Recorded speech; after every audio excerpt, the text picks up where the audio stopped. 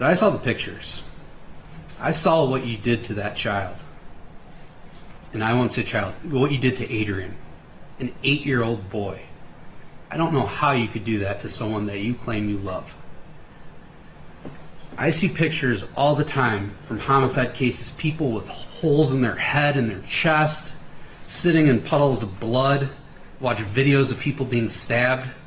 But these pictures were the worst I've ever seen. That is an 8-year-old child. Just to give everyone a little idea, and I noticed you talked about the boxing, but you didn't give any explanation to all those belt loop marks all over his lower body, maybe even 100 of them. I mean, that's how many. His entire lower body was covered in belt loops where you had beaten him, and as Miss Timms stated, even in the growing area. What is wrong with you? How can you do that? So I agree with Miss Timms. I wish I could sentence you to life. I think it's well deserved. But as Mr. Wheeler pointed out, parties have reached an agreement, and I know they negotiated hard, and I am going to respect the agreement that they've reached, and I am going to impose it. But I hope you take these next 18 to 40 years to really think long and hard about what you did to Adrian Timms. So with that being said, Mr. Hill, you're going to be sentenced to the Michigan Department of Corrections for a period of 18 to 40 years. Following special conditions: you must pay crime victims assessment in the amount of $130 as ordered by the court. You must pay a $68 state cost as ordered by the court. And you must pay restitution in the amount of $3,926 to the Michigan Department of Health and Human Services. The shocking crime that shattered a family's trust. I never thought something like this could happen in my home. I trusted him. He was supposed to protect us. This haunting realization echoed in the courtroom as a family came face to face with the unimaginable betrayal. A father figure who was meant to guide and protect turned out to be the very person who would hurt them the most. The case we're diving into today is one of the most tragic and gut-wrenching stories we've encountered, a story that no one would believe unless they saw the chilling pictures. What was supposed to be a safe home for an innocent young child became a nightmare that left scars, both visible and invisible, for the rest of their lives. Before we get into the details, I must warn you that this case is disturbing. If you're sensitive to graphic material, please proceed with caution. For our new viewers, don't forget to hit the subscribe button and share where you're watching from in the comments below. A huge thank you to our loyal subscribers. Your support has helped us bring awareness to these cases, and we truly appreciate every like, comment, and share. Your engagement matters more than you know. Now let's unravel the case. The disturbing abuse that was hidden in plain sight, involving a figure of trust, and the innocent child who became its victim. This case centers around Mr. Hill, a man who, by all outward appearances, seemed like any other man in his community. A father figure, a provider, someone who claimed to be an authority figure, someone to trust. But behind this facade was a troubling history. Born into a family with a long history of military and law enforcement ties, Hill grew up in an environment where authority, discipline, and control were highly valued. However, it wasn't long before the cracks began to show. As a child, Hill was often exposed to strict discipline, an environment where affection was rare and emotional support was even more so. These formative years likely laid the groundwork for his later choices. His interactions with his own family seemed to mirror the cold, controlling nature of his upbringing. There were early signs, small hints that perhaps the traits of aggression and control that Hill displayed weren't just a reflection of his background, but rather a sign of something deeper. Though he had a respectable job, his personal life began to unravel. Small disputes with his family, particularly with his younger siblings and partners, hinted at a growing anger he struggled to control. Was this the beginning of a pattern? Could these early struggles have been signs of the much darker road he would later travel? It was an ordinary afternoon, just like any other. But for Adrian Timms, a vibrant 8-year-old boy, this day would forever change his life. In a moment that would ultimately unravel a family, Hill became the perpetrator of an act that would leave a lasting emotional scar. I still haven't really cried.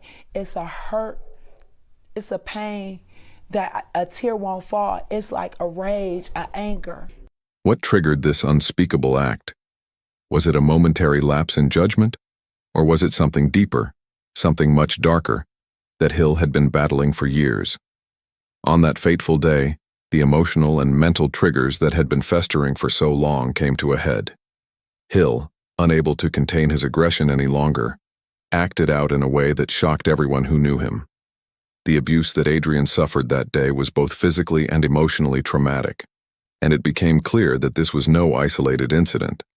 This was a culmination of years of hidden rage and misplaced control. But how did such a seemingly average man harbor such anger? And how did this tragedy come to pass in a home that should have been a sanctuary for a child? The crime was eventually discovered when Adrian's injuries were too severe to hide. A concerned teacher noticed signs of neglect and reported the case, which then spiraled into a full-scale investigation. When authorities interviewed Hill, they were met with a wall of silence, but the evidence spoke louder than any words he could offer. His behavior during the investigation gave no hint of remorse. If anything, Hill seemed indifferent, detached from the gravity of his actions. Psychological evaluations were conducted, but Hill's responses only raised more questions about his emotional state at the time of the crime. What was truly going on in his mind? Could this behavior have been a result of his upbringing, or was it something more sinister lurking beneath the surface? The case proceeded to trial, where the defense tried to argue that Hill was under stress, attempting to rationalize the unthinkable. But the prosecution painted a much different picture.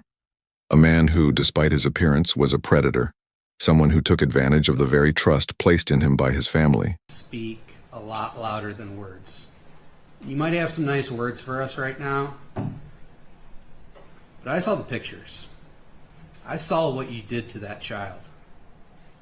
And I won't say child, what you did to Adrian, an 8-year-old boy. I don't know how you could do that to someone that you claim you love. The victim impact statements were heartbreaking, painting a picture of a child who had been violated in the worst way. The court's decision? A sentence that would see Hill incarcerated for a minimum of 18 to 40 years.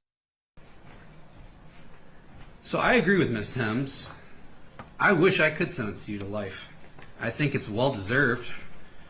But as Mr. Wheeler pointed out, parties have reached an agreement, and I know they negotiated hard, and I am going to respect the agreement that they've reached, and I am going to impose it. But I hope you take these next 18 to 40 years to really think long and hard about what you did to Adrian Thames. A conviction that, while legally significant, did little to heal the wounds of Adrian's family. The fallout from the case was far-reaching. The community was in shock. Neighbors, friends, and family were left reeling, unable to comprehend how such a thing could happen right under their noses. The media attention was intense, and many found it hard to come to terms with how a trusted figure could betray the very people they were supposed to care for. As for Hill, he now spends his days in a Michigan correctional facility, his future uncertain. While he may serve his time, the impact of his crime lingers, leaving a legacy of broken trust, pain, and a family that may never fully heal. Adrian, on the other hand, faces a long road to recovery, both physically and emotionally. How does a child move forward from such an unimaginable trauma? The case of Mr. Hill is a stark reminder of the dark secrets that can lie behind closed doors, even within the most seemingly ordinary families. But as tragic as this case is, it's a story of resilience too. It's a reminder of how even in the face of darkness, there's always a chance for recovery, for justice, and for hope to shine through. Thank you for watching. If you found this case unsettling, you're not alone. But understanding these dark chapters is vital. Don't forget to subscribe, share your thoughts below, and let us know where you're watching from. Your voice is what helps us continue bringing these important stories to light. Judge has denied bond for a Carroll County teen accused of killing her mother and stepfather. Last month, deputies arrested and charged 17-year-old Sarah Grace Patrick with murder months after her family members were found dead. The murder of Kristen and James Brock. Please help. My parents are dead. They're dead. The words echoed through the 911 call, filled with frantic terror, as Sarah Grace Patrick, a 17-year-old from Carrollton, Georgia, pleaded for assistance. Little did anyone know the call would become one of the most chilling moments of a tragedy that would unfold months later. The image of a young girl crying out in desperation would be forever etched in the minds of many. But the reality was far darker than anyone could have imagined, and the truth would soon come to light in a courtroom. Warning: this case contains disturbing details that may not be suitable for all viewers. Viewer discretion is advised. Before we dive deeper into this tragic and shocking case, we want to take a moment to express our heartfelt thanks to each and every one of you who has supported this channel. Whether you're a longtime subscriber or a new viewer, your likes, comments, and shares help spread awareness and keep these important stories alive. Now let's begin. Sarah Grace Patrick, a seemingly ordinary teenager, was born into a blended family in Carrollton, Georgia. Raised by her mother, Kristen Brock, and stepfather, James Brock, Sarah's early life was one of stability, or so it seemed. Her father, Daniel Patrick, and her mother, Kristen, had an ongoing history of conflict, which, by all accounts, had a significant impact on Sarah. Sarah's relationship with her mother in particular appeared to be strained, though it was often kept behind closed doors. While there were no clear signs of violent behavior in Sarah's early life, her family life was far from perfect. Divorces, arguments, and growing up with a step-parent can affect a child deeply, and Sarah's case was no exception. Troubling patterns began to emerge as she navigated the complex relationship dynamics with her family.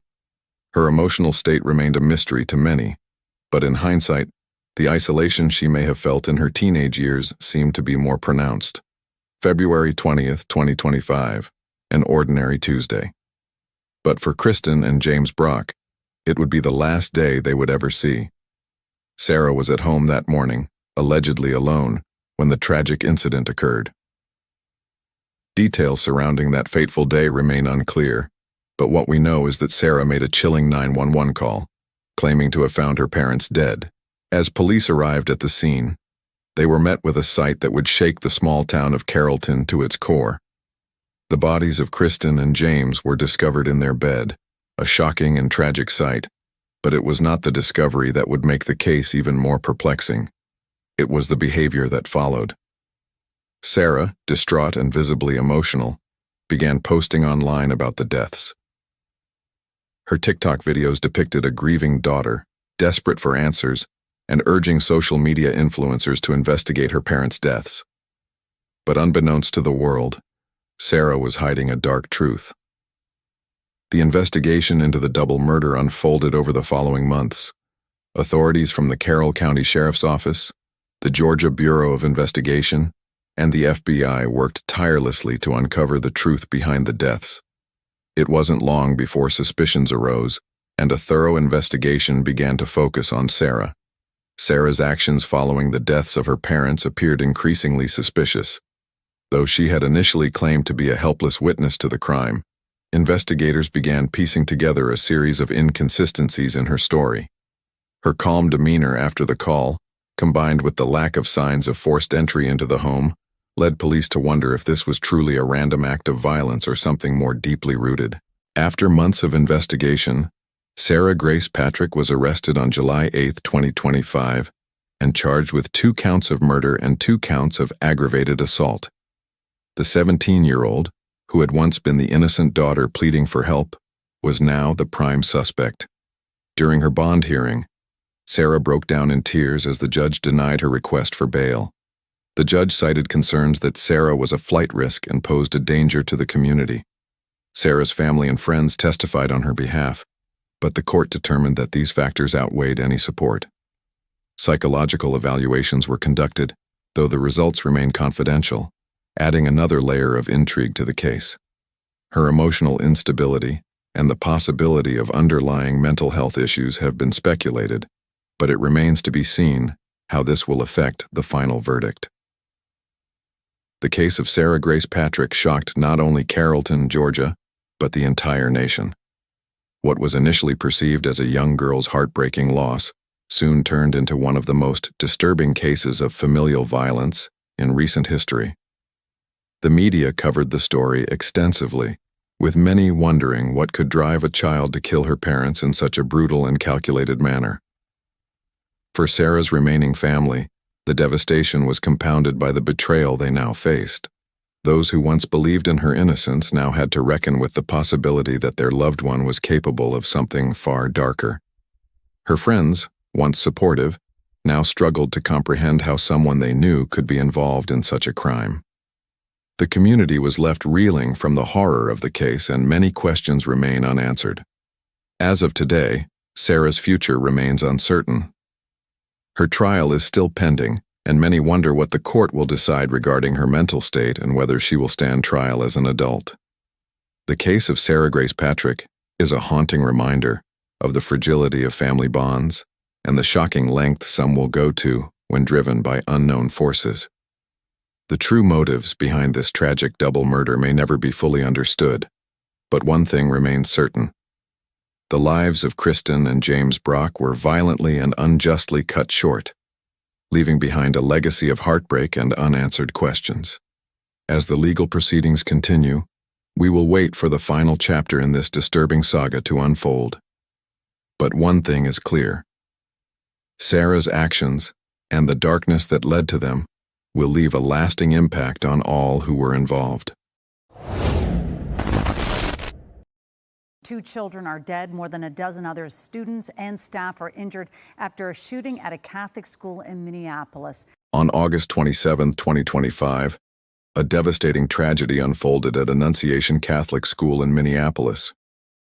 During a morning mass, 23-year-old Robin Westman opened fire on students and faculty, resulting in the deaths of 2 children and injuries to 17 others. The assailant then took his own life at the scene. This incident has left the community grappling with questions about motive, identity, and the factors leading to such a horrific act. Robin Westman, born Robert Westman on June 17, 2002, legally changed his name in 2020 to reflect his gender identity as a transgender woman. Court documents from Dakota County indicate that at 17 years old, Westman applied for the name change, stating, "Identifies as a female and wants her name to reflect that identification." Before the attack, Westman posted a series of disturbing videos on YouTube, including a 20-minute video where he flipped through a handwritten manifesto expressing violent thoughts and admiration for previous mass shooters. In these writings, he fantasized about being that scary, horrible monster standing over those powerless kids, and referenced the 2012 Sandy Hook massacre. Additionally, he expressed anti-Semitic sentiments and a desire to target children to bring the most joy. The shooting occurred during the first Mass of the academic year at Annunciation Catholic School. Westman fired through the stained glass windows of the church, killing 8-year-old Fletcher Merkel and 10-year-old Harper Moisky. 15 other children and 3 adults were injured, though all are expected to survive. Westman was armed with a rifle, shotgun, and handgun, all legally purchased. He attempted to barricade exit doors to trap victims inside, but ultimately died by suicide in the church's parking lot. Authorities are investigating the shooting as a domestic terrorism and hate crime targeting Catholics. The FBI and local law enforcement have reviewed Westman's online content, which includes videos showcasing firearms with inscriptions such as "Kill Donald Trump" and "6 million wasn't enough," a reference to the number of Jewish Holocaust victims.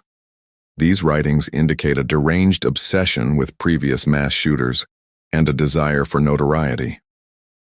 Despite expressing anti-Semitic and anti-Christian views, Westman stated that his actions were not politically motivated, but stemmed from personal psychological distress. The Minneapolis community has been left in shock and mourning.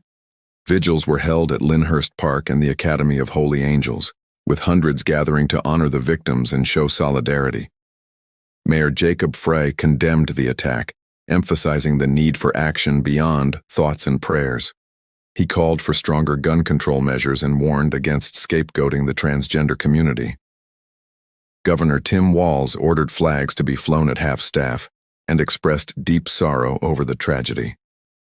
The shooting at Annunciation Catholic School is a stark reminder of the complexities surrounding mass violence. It raises difficult questions about mental health, identity, and the factors that contribute to such extreme actions. As the community seeks answers and healing, it is crucial to approach the situation with empathy and a commitment to understanding the underlying issues that lead to such tragedies. Where are you watching from? Drop a comment below. If you're interested in exploring the psychological, social, and political dimensions of this incident, don't forget to subscribe. This video delves into the complexities of the Annunciation Catholic School shooting, offering insights into the factors that led to this heartbreaking event. In the following sections, we will examine the timeline of the attack, the background of Robin Westman, the community's response, and the ongoing investigation. Through this detailed exploration, we aim to provide a comprehensive understanding of the events surrounding the Annunciation Catholic School shooting and the broader issues it highlights.